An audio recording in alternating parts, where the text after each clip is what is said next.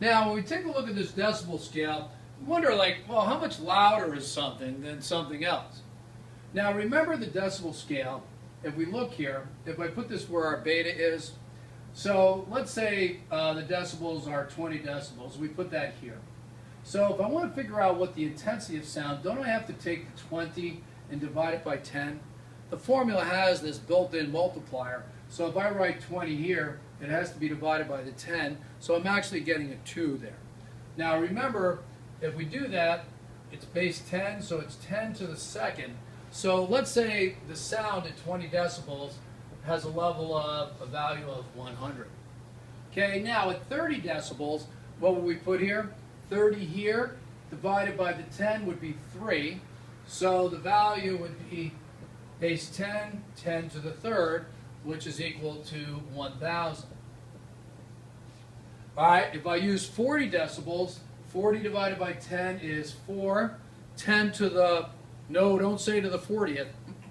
Oh, to the 4th, right? Don't forget to divide by the 10, right? And we end up with 10 to the 4th, which is equal to 10,000. All right, now, let's do some comparing here. All right, how much louder is 30 decibels than 20?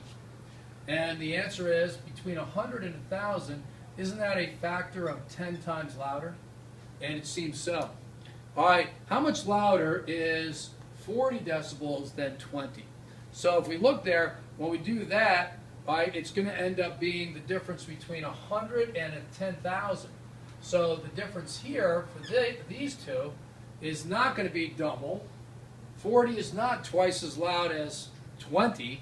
It's actually by the difference between 100 and 10,000, which is 1,000 times, excuse me, is 100 times louder than that. So what's the difference between 20 and 40? And the answer is 100 times louder.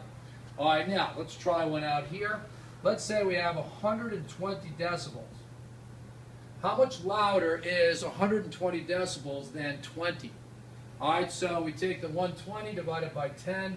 We end up 10 to the 12th. All right, and that equals a thing with a whole bunch of zeros after. All right, now, what's the difference between these two? 10 squared and 10 to the 12th. We're going to end up with a difference here of, let's see, 10 to the second, the difference between 10 to the 12th and that, it's 10 to the 10th times louder than 20 decibels. So we can think about it in terms of, you know, let's say we have a concert. And let's say the concert is 120 decibels. How many people would it take with, say, I guess 20 would be some type of whispering, I guess. How many whispering people would we need to make it sound like a rock concert at 120 decibels? Huh. Well, we would need 10 to the 10th people whispering at 20 decibels to get the same volume, the same loudness that we got out of a rock concert. You know what? There aren't that many people on this planet. So we'd end up having to ask the people to maybe start shouting or something like that. Then we could actually get the level up to 120 decibels.